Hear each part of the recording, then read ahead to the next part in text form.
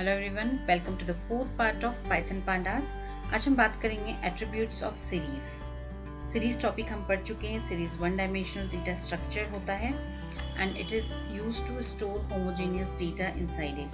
तो चलिए देखते हैं इसके एट्रीब्यूट्स कौन कौन से होते हैं। तो so the first one is index attribute. Index attribute के अंदर आप सिर्फ इंडेक्स को प्रिंट करते हैं। Let's see practically. तो ये मेरे पास मैंने एक फाइल बना रखी है, इसका नाम मैंने vid1.py दे रखा है। Now we are going to import Python pandas over here। तो मैंने यहाँ पे पहला स्टेटमेंट लिखा import pandas। pandas external library है। It is needed to be imported in a content। तो import pandas as p। What is p exactly? It is an alias। So whenever we are going to use the word pandas, instead of using the word panda, we are going to use this word p।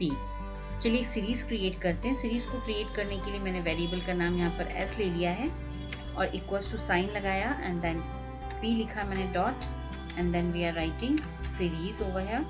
Brackets हमने यहाँ पे लगा लिए हैं and then हम square bracket देते हैं और अब यहाँ पर जाकर हम इसके अंदर कुछ वैल्यूज दे देते हैं। टोटल नंबर ऑफ 5 वैल्यूज मैंने यहाँ पे दिया हुआ है। इसको मैंने फिर से सेव किया and now I am going to print this values. तो इसको प्रिंट करने के लिए हम लोग यहाँ पर जाकर प्रिंट कमांड का यूज करते हैं, that is print s। Okay, तो इसको मैंने F5 की प्रेस किया। ये देखिए सीरीज का आउटपुट आता है और सीरीज का जो आउटपुट हमारे पास आता है वो कुछ इस तरह से आता है। सीरीज के अंदर जब आउटपुट आता है तो यहाँ पर आपको इंडेक्स लिखे हुए आते हैं। We have index over here and we have values over here. ठीक है, तो अभी तो सीरीज के अंदर आपको बकायदा एक्सेस भी दिख रहा है और डेटा वैल्यूज भी दिख रहे हैं। अगर आपको सिर्फ इंडेक्सेस देखने हैं, if you want to see the indexes only, then we are going to make use of this property that is attribute s.index। How to use it? s.index। तो ये आपको सिर्फ क्या लिख कर देगा? It is going to give you the indexes only.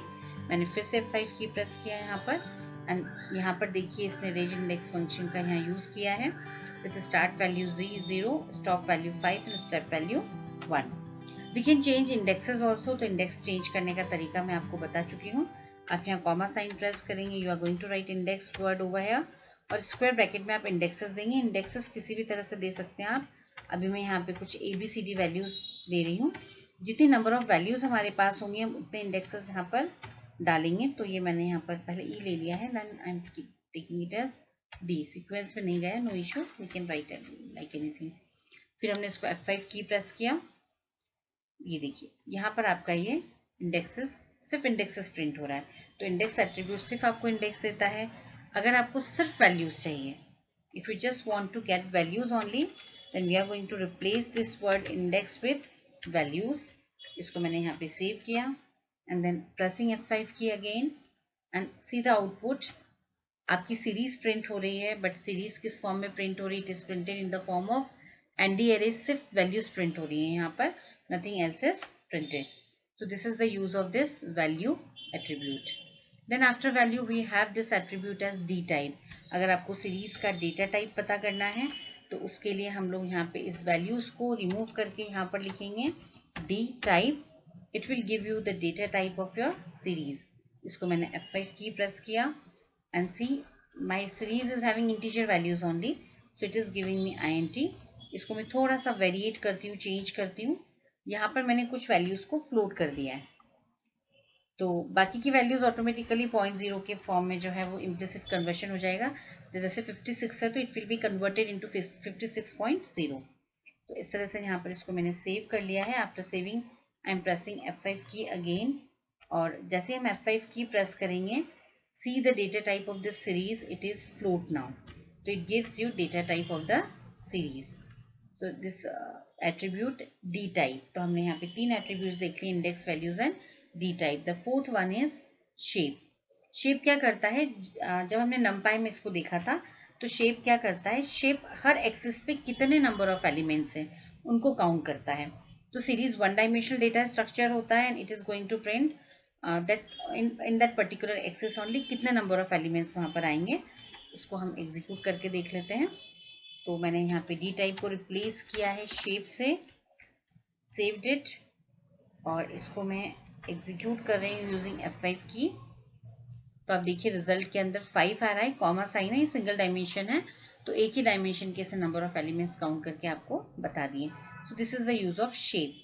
Then comes next element as n bytes. Shape क्या करता है, सिर्फ शेप बताता है।